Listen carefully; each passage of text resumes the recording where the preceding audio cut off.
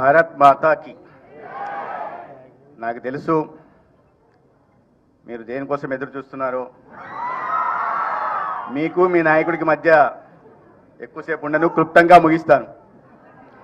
బహుశా ఇవాళ ఎన్డీఏ ప్రభుత్వంలో మంత్రిని కాకపోయి ఉంటే నేను కూడా అక్కడ కూర్చొని పవర్ స్టార్ OG2 అని కేకలేస్తే ఉండే. కానీ ఒక మంత్రిగా వారితో పక్కన కూర్చొని ఒక వేదికను పంచుకునే అవకాశం నాకు ఇవాళ కలిగింది. నా అదృష్టం, నా అభిమాన నాయకుడు. అనేక ప్రభుత్వ కార్యక్రమాల్లో పాల్గొనే అవకాశం కలిగింది, కానీ ఇటువంటి సామాజిక కార్యక్రమాల్లో కానీ సాంస్కృతిక సాహిత్య కార్యక్రమాల్లో పాల్గొనే అవకాశం కలగలేదు. ఇప్పుడే విజయ్ కుమార్ గారు చెప్పినట్టుగా సామాజిక, రాజకీయ, ఆర్థిక సమకాలీన పరిస్థితుల మీద నేను రాసిన ఆర్టికల్ల సంకలనం పవన్ కళ్యాణ్ గారు విడుదల చేయాల్సి ఉంది, కానీ కొన్ని కారణాల వల్ల జరగలేదు. కానీ ఇవాళ అటువంటి పుస్తక ఆవిష్కరణ కార్యక్రమంలో వారి పక్కన కూర్చునే అదృష్టం కలగడం నా పూర్వజన్మ సుకృతంగా నేను. పవన్ కళ్యాణ్ గారు నా అభిమాన నాయకుడు మాత్రమే కాదు, ఆయన సాహితీ ప్రియుడు. సాహితీ ప్రియుడు మాత్రమే కాదు, అంతర్ముఖుడు మాత్రమే కాదు, ప్రజ్ఞుడు, స్థితప్రజ్ఞుడు మాత్రమే కాదు, పోరాట యోధుడు. అక్కడ చెప్పినట్టుగా పోరాట యోధుడు మాత్రమే కాదు, జనం మెచ్చిన. ఏ వాక్యం కూడా, వచనంలో కూడా కవిత్వాన్ని పారేలాగా చేయగలిగిన కవికృష్ణుడు కృష్ణారావు గారు. అదేవిధంగా మంచి పుస్తకాన్ని, సాహిత్యాన్ని సమాజానికి కొన్ని దశాబ్దాలుగా అందిస్తూ తన వంతు ఈ సమాజ సంస్కరణలో భాగస్వామ్యం వహిస్తున్న విజయ్ కుమార్ గారు. ముఖ్యంగా ఇవాల్టి కార్యక్రమ కేంద్ర బిందువు లక్ష్మీ ముడ్డేశ్వర్ పురి గారు. వారికి కర్ణాటక, మహారాష్ట్ర మూలాలు ఉన్నాయి. 28 సంవత్సరాల పాటు దౌత్యవేత్తగా పనిచేశారు. అనేక దేశాల్లో పనిచేసిన అనుభవం ఉంది. కేవలం దౌత్యవేత్తగానే కాకుండా చరిత్ర, పబ్లిక్ పాలసీ అండ్ అడ్మినిస్ట్రేషన్, తర్వాత ఇంటర్నేషనల్ రిలేషన్స్, ఇటువంటి అనేక వాటి మీద డిగ్రీలు కూడా సాధించిన ఘనత కూడా వారికి ఉంది. ఇన్ని విభిన్న కోణాలు, ఒక దౌత్యవేత్తగా, ఒక విద్యావేత్తగా, ఒక నవల రచయితగా కూడా ఒక కొత్త కోణాన్ని వారు ఆవిష్కరించారు. వారి తండ్రి బాలకృష్ణ ముడ్డేశ్వర్ గారు ప్రముఖ కన్నడ సాహితీవేత్త. బహుశా ఆయన నుంచి వారసత్వంగా ఆ రాయడం అనే అలవాటు అబ్బిందేమో. చాలా అద్భుతంగా ఈ నవలను వారు చిత్రీకరించారు. ఆనాడు ఈ ఆవిడ ఇవాళ ఈ ఆవిష్కరణ కోసం పవన్ కళ్యాణ్ గారిని ఎన్నుకోవడం నిజంగా అభినందనీయం. ఎందుకంటే పవన్ కళ్యాణ్ గారి ప్రభావం సమాజం మీద ఖచ్చితంగా ఉంటుంది. ఒక చిన్న ఉదాహరణ నేను చెప్పగలను. ఎందుకంటే ఆ ఆయన పుస్తక పఠనం ఎంత ఇష్టమో ఆయనకి, దాన్ని చూసి అనేక మంది యువత ఇవాళ ఆ అలవాటు చేసుకునే దిశగా కూడా పోతున్నారు. నేను చిన్న ఉదాహరణ చెప్పాను. నేను మామూలుగా ఒక జాతీయవాద భావాలు ఉన్న ఆర్గనైజేషన్ నుంచి వచ్చిన వాడిని. కమ్యూనిస్టు భావజాలానికి నేను వ్యతిరేకం. కానీ చాలా సంవత్సరాల క్రితం ఒక సినిమాలో పవన్ కళ్యాణ్ గారు ఒక పాటలో చే గువేరా గురించి చెప్పి, చే గువేరా గురించి అనేక సందర్భాల్లో కూడా ప్రస్తావించారు. అటువంటి కమ్యూనిస్టు భావజాలానికి వ్యతిరేకమైన నేను చే గువేరా గురించి, దాని తర్వాత ఎందుకు పవన్ కళ్యాణ్ గారిది తన ఇష్టమైన నాయకుడు అని చెప్తున్నాడని చెప్పి చే గువేరా గురించి చదివి తెలుసుకున్నాను. కాబట్టి అంటే ఆయన ప్రభావం సమాజం మీద, యువత మీద అనే ఒక ఉదాహరణగా నేను చెప్పే ప్రయత్నం చేస్తున్నాను. ఇటువంటి కార్యక్రమం ద్వారా ఈ పుస్తక పఠనం మీద ఆసక్తి పెంచడం, సమకాలీన పరిస్థితుల మీద అవగాహన కల్పించడం, ఖచ్చితంగా యువతులు ఆ దిశగా పవన్ కళ్యాణ్ గారు నడిపిస్తూ వచ్చారు, భవిష్యత్తులో కూడా నడిపిస్తారని నేను భావిస్తున్నాను. ఇవాళ ఈ నవల గురించి కుప్పలి పద్మ గారు చాలా ప్రధానంగా చెప్పారు. స్వాతంత్ర పోరాట సమయంలో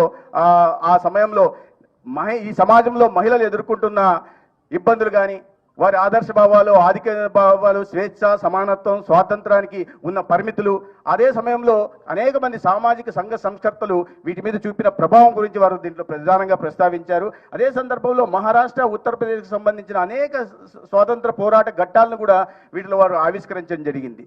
ఈ దాంట్లో మరాఠీ సాహిత్యం, సంస్కృతి, అదేవిధంగా ఆంగ్ల సాహిత్యం, హిందీ సాహిత్యాన్ని అన్నింటినీ మేళవించి ఒక అద్భుతంగా ఈ నవలను వారు అందించడం జరిగింది. నేను స్థూలంగా, క్లుప్తంగా చెప్పాలంటే ఈ ఆమె సూర్యుడిని కబలించింది అనే నవల ఒక సామాజిక, ఒక ఆధ్యాత్మిక కావ్యంగా కూడా మనం చూడవచ్చు. అటువంటి అద్భుతమైన నవల ఇది. కాబట్టి అటువంటి నవలని రాసిన లక్ష్మి గారి గురించి కూడా కాస్త చెప్పుకోవాల్సిన అవసరం ఉంది.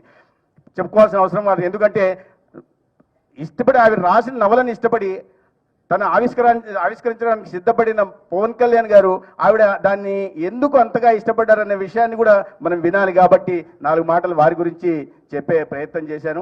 మిత్రులారా, ఇవాళ మహిళా సాధికారత గురించి మనం ఇవాళ మాట్లాడుకుంటున్నాం. కానీ మన ఉత్కృష్టమైన మన సంస్కృతి సంప్రదాయాల్లోనే మహిళలకు మనం ఎప్పుడు కూడా పెద్దపీట వేస్తూ వచ్చాం, ప్రధాన భూమికను అందిస్తూ వచ్చాం. మన పురాణ కాలం నుంచి, ప్రాచీన కాలం నుంచి చూస్తే ఏనాడు కూడా మన సమాజంలో మహిళలకు మనం గౌరవం ఇస్తూ వచ్చేవాళ్ళం. ఇవాళ మనం మంత్రిత్వ శాఖల గురించి, వీటి గురించి మాట్లాడుతున్నాం. కానీ మీరు చూస్తే పురాణ కాలంలో చాలా ప్రధానమైన శాఖ ఎవరి దగ్గర ఉండిందయ్యా ఫైనాన్స్ మినిస్ట్రీ అంటే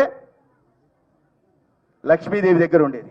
ఎడ్యుకేషన్ మినిస్ట్రీ ఎవరి దగ్గర ఉండిందయ్యా అంటే, ఇంకా డిఫెన్స్ మినిస్ట్రీ, అతి ప్రధానమైన శక్తివంతమైన డిఫెన్స్ మినిస్ట్రీ ఎవరి దగ్గర ఉండిందయ్యా అంటే దుర్గామాత దగ్గర ఉంది. అంటే మన సంస్కృతిలోనే అది నిబిడీకృతమైంది అనమాట. పాశ్చాత్య దేశాలు కానీ ఎక్కడ కూడా ఇటువంటి సంస్కృతి లేదు. మనము చల్లిని మనం విదేశాల్లో చూస్తే Mr and Mrs Pavan Kalyan గారు అంటారు, మన దగ్గర శ్రీమతి అండ్ శ్రీ పవన్ కళ్యాణ్ గారు అంటారు. అది మన సంస్కృతిలో ఉన్న గొప్పతనం. మనం ముందు పురుషుడి పేరు కాకుండా మహిళ పేరు పేరుస్తాం. కృష్ణుడు చాలా గొప్పవాడు మనందరూ. అదేవిధంగా మన అందరికీ ఆరాధ్య దైవం శ్రీరాముడు.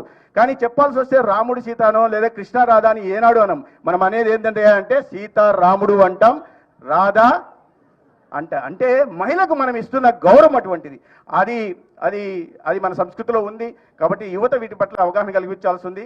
మనం గత 10 సంవత్సరాలుగా నరేంద్ర మోడీ గారు ప్రధానమంత్రి అయిన తర్వాత మహిళలకు పెద్దపీట వేస్తూ అనేక రకాలైన కార్యక్రమాలు తీసుకొచ్చారు. బేటీ బచావో బేటీ పడావో కానీ, కన్యా సమృద్ధి యోజన కానీ, లేదా మాతృవందన కానీ, లేదా జననీ సురక్ష కానీ, లేదా ముద్ర కానీ, లేదా మహిళల కోసం ప్రత్యేకంగా stand up India, startup India, make in India, digital India, skill India, ఇలాంటి అనేక కార్యక్రమాలు తీసుకొచ్చిన అన్నిట్లో ప్రధానమైనది ఒకటి ఉందయ్యా అంటే మనం ప్రధానంగా ప్రస్తావించుకోవాల్సింది, మన గ్రామీణ ప్రాంతాల్లో మన అక్క చెల్లి బహిర్భూమి వస్తే తర్వాత సూర్యోదయం ముందు వెళ్లాల్సిన దౌర్భాగ్యకర పరిస్థితులు ఉంటే అక్క చెల్లెల ఆత్మగౌరవం నిలబెట్టడం కోసం 12 కోట్ల వ్యక్తిగత మరుగుదొడ్లను నిర్మించి ఇవాళ నా కుటుంబంలో ఏ అక్క చెల్లి బహిర్భూమికి వెళ్ళాలంటే ఇబ్బంది పడకూడదని ఒక సమాజానికి సాటి చెప్పిన గొప్పతనం మన దేశ ప్రధాని నరేంద్ర మోడీ గారికి ఉంది. అదేవిధంగా నేను ఎక్కువసేపు మాట్లాడనని చెప్పి మళ్ళీ మాట్లాడుతున్నాడు అని మీరు అనుకుంటున్నారు. ముగించేస్తున్నాను. అదేవిధంగా మన ప్రభుత్వంలో కూడా గత 15 నెలలుగా ఎటువంటి సంక్షేమ పథకాలు, ఎటువంటి అభివృద్ధి జరుగుతున్న విషయం మీరందరూ గమనిస్తున్నారు.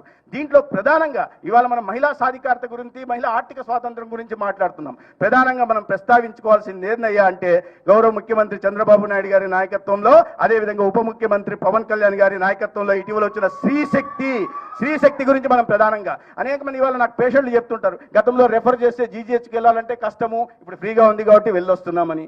డాక్టర్లు టైంకి వెళ్తున్నారు, లేదా టీచర్లు టైంకి వెళ్తున్నారు, బస్సు అందుబాటులో ఉంది కాబట్టి వెళ్తున్నాము. ఈ రకంగా అనేక రకాల మంచి పనులు జరుగుతున్నాయి. నేను ఇంకోటి కొన్ని చోట్ల చూసా, అమ్మగారిని ఎప్పుడు చూడాలని కోరుకుంటుంది కానీ బస్సు ఛార్జీలు లేక అప్పుడప్పుడు వెళ్ళేవారు. ఇవాళ స్త్రీశక్తి కారణంగా కావాలంటే ప్రతిరోజు వెళ్ళి అమ్మని చూసి వచ్చే పరిస్థితి ఉంది. అదేవిధంగా అత్తగారిని ఎప్పుడన్నా చూసేవాళ్ళు, సరే ఉచిత బస్సు ఉంది కాబట్టి ఇప్పుడు అప్పుడప్పుడు వెళ్ళి అత్తగారిని కూడా చూసి వస్తే అత్తగారి సేవలు కూడా తరించి వచ్చేస్తున్నారు.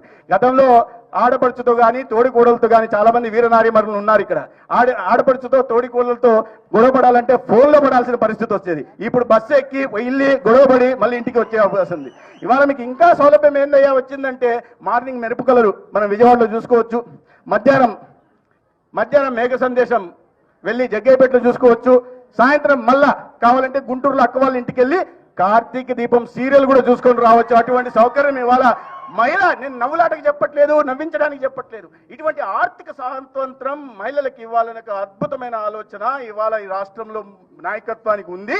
అది ముఖ్యమంత్రి చంద్రబాబు నాయుడు గారికి, పవన్ కళ్యాణ్ గారికి ఉంది అనే విషయాన్ని చేస్తూ మనం ఊరికి మాటల్లో చెప్పడం కాకుండా చేతల్లో చేసి చూపించే ప్రభుత్వం నేను చెప్పే ప్రయత్నం చేస్తున్నా. ఇవాళ ఇటువంటి అద్భుతమైన కార్యక్రమానికి నన్ను కూడా ఆహ్వానించి నా అభిమాన నాయకుడు పవన్ కళ్యాణ్ గారి పక్కన చోటు కల్పించినందుకు విజయ్ కుమార్ గారికి మరొకసారి ధన్యవాదాలు తెలియజేసుకుంటూ, ఒక ఇటువంటి అద్భుతమైన నవలను రాయడమే కాకుండా దాన్ని మళ్ళీ పవన్ కళ్యాణ్ గారి చేత ఆవిష్కరింపజేసుకుని చేసి దిశగా ప్రయత్నం చేస్తున్న గారిని కూడా నేను మరొకసారి అభినందిస్తూ భారత్ మాతాకి ధన్యవాదాలు.